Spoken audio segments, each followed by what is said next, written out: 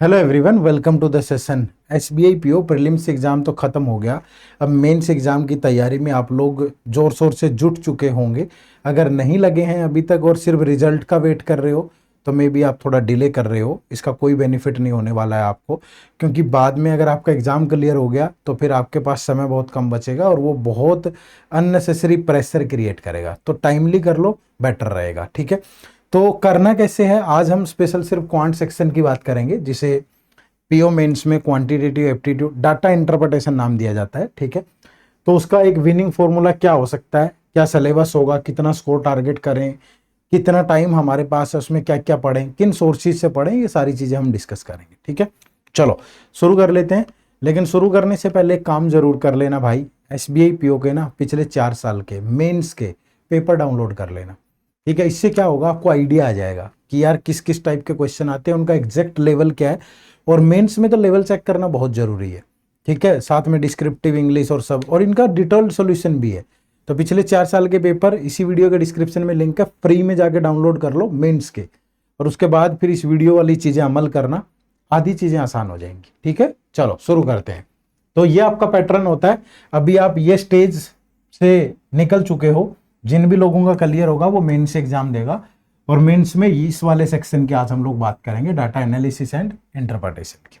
ठीक है जी, चलिए। तो ये आपका मेंस एग्जाम का फॉर्मेट है। पहले तो यही पता हो कि मेंस के अंदर डाटा एनालिसिस एंड इंटरप्रिटेशन के 30 क्वेश्चन होंगे, जो कि 60 मार्क्स के होंगे। ये सबसे अहम रोल अदा करेगा यहाँ, क्योंकि सिर्फ 45 मिनट मिलेंगे आपको इनको सोल्व करने के लिए। तो हर एक क्वेश्चन आपका 2 मार्क का होगा। यहाँ 30 क्वेश्चन है, 60 मैक्सिमम मार्क है, तो हर क्वेश्चन 2 मार्क्स का होगा। उसके बाद अब ये पास्ट ईयर की कट ऑफ है, ये आउट ऑफ 250 है। ठीक है, तो आपका टारगेट है मेंस एग्जाम में 100 प्लस होना चाहिए। कट ऑफ इतनी गई है। आप सोच रहे होंगे सर जब इतना है तो फिर ये तो इंटरव्यू देंगे ना लोग, सिर्फ फाइनल सेलेक्ट होने के लिए तो ज्यादा मार्क्स होने चाहिए। इतने कट ऑफ पे आप सिर्फ मेंस के इंटरव्यू के लिए क्वालिफाई करोगे, फाइनल सिलेक्शन नहीं होने वाला। तो ये ध्यान रखा, मेंस में टारगेट अपना 100 प्लस रखना है आपको, और ये फाइनल है तो तभी उसका फायदा होगा भाई। अब टारगेट स्कोर मैथ में क्या रखें, देखो 30 क्वेश्चन है जो कि 60 मार्क्स के हैं। तो लास्ट ईयर थोड़ा सा लेवल मुझे सही लगा था, मतलब लेवल डिफिकल्ट होता है, नो डाउट। ठीक है, डिफिकल्ट भी होता है, डिफिकल्ट के साथ साथ लेंदी भी होता है, ऐसा नहीं है कि आसान होगा। तो डिफिकल्ट और लेंदी होगा, तो हमें लगता है कि आपका टारगेट 30 मार्क्स तो होना ही चाहिए। क्वेश्चन की बात नहीं कर रहे, 30 मार्क्स, 30 या 30 अबव सोचा करो। अगर इतना सोचोगे ना तब 20 क्रॉस करोगे। मान रहा हूं मुश्किल है, 30 इतना आसान नहीं है लेना, मतलब 15 क्वेश्चन सोल्व करना इतना आसान नहीं होगा। ठीक है, पेपर अच्छा आता है सच में, और 45 मिनट है आपके पास। लेकिन मान के चलो कि अगर आपको 20 प्लस जाना है तो आपको इतना टारगेट तो लेके चलना ही पड़ेगा ना। ठीक है, 30 मार्क्स की बात कर रहे हैं हम। उसके बाद ये आपका पूरा सिलेबस है मेंस का। देखो नंबर सीरीज के क्वेश्चन लास्ट ईयर भी देखे गए हैं, लेकिन वो स्टेटमेंट और वेरिएबल बेस्ड है। ठीक है, क्वाड्रेटिक इक्वेशन अगर पूछेगा तो again statement based quadratic equation पूछेगा। डाटा सफिशिएंसी के क्वेश्चन होंगे तो 3 या 3 से ज्यादा स्टेटमेंट होंगी। अर्थमेटिक का अगर कोई भी क्वेश्चन होगा तो वो फिलर बेस्ड होगा भाई। ठीक है, मल्टीपल स्टेटमेंट बेस्ड होगा, तो यहां से आसान वाला नहीं रहेगा।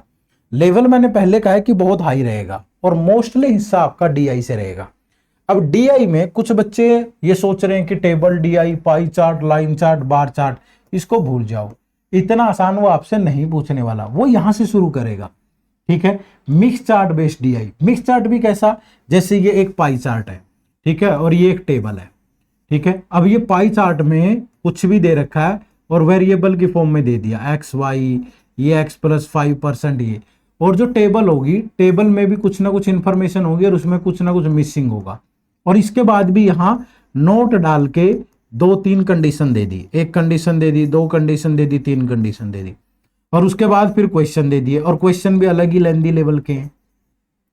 ठीक है, समझ रहे हो, तो ये लेवल है। अब ये मत सोचना कि आसान होने वाला, आसान नहीं होगा। मैंने आपको बता दिया ना कि एक पाई चार्ट, पाई चार्ट में भी वेरिएबल, टेबल दे दी साथ में, उसमें मिसिंग, फिर नोट डाल के 2-3 इंफॉर्मेशन इंप्लीमेंट करके इनको सोल्व करो, फिर क्वेश्चन भी अलग ही तरह के लेंदी है। ठीक है, तो ये लेवल है, तो आसान लेवल नहीं है, तो ये ध्यान रखिएगा।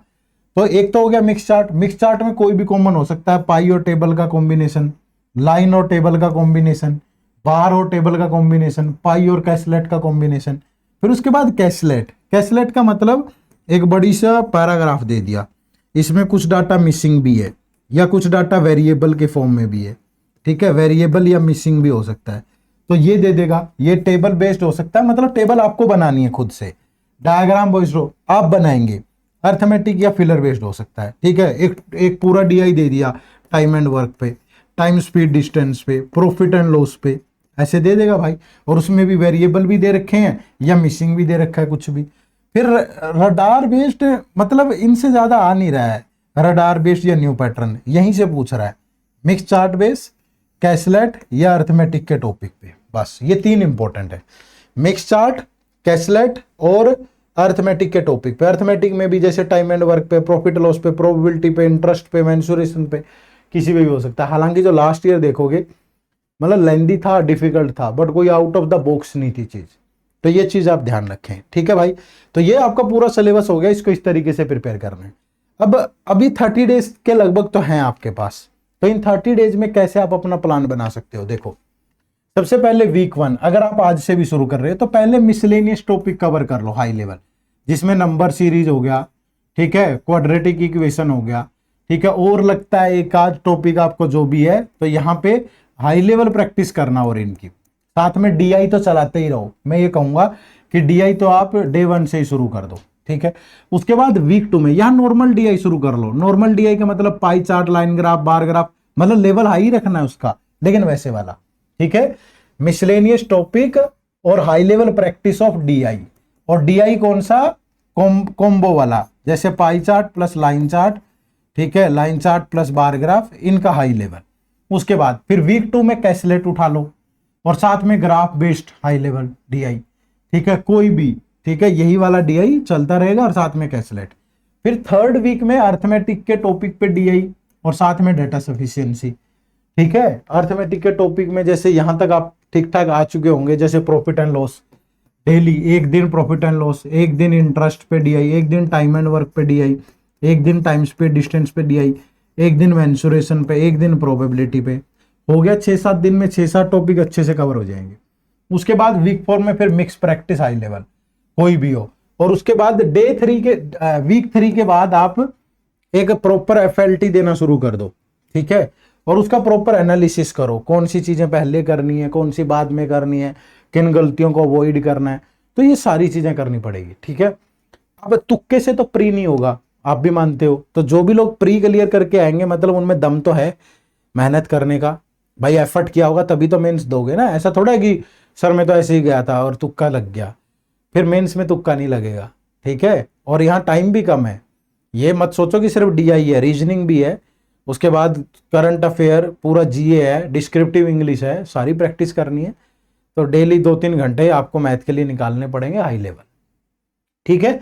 चलो अब सोर्सेज क्या हो सकते हैं। सोर्सेज आप हमारे बैंकिंग महापैक में एनरोल कर लो भाई, इस पे अभी 17 अगस्त तक, ठीक है, इंडिपेंडेंस डे सेल चल रही है और इस पे आपको 71% का ऑफ मिल जाएगा, ठीक है। 71% के ऑफ के लिए आपको ये कोड यूज करना है, इंडिया 71 कोड यूज करो और आप अपना जो है इस पे 71% के डिस्काउंट का फायदा उठा लो। इस कोर्स का लिंक इसी वीडियो के डिस्क्रिप्शन में है।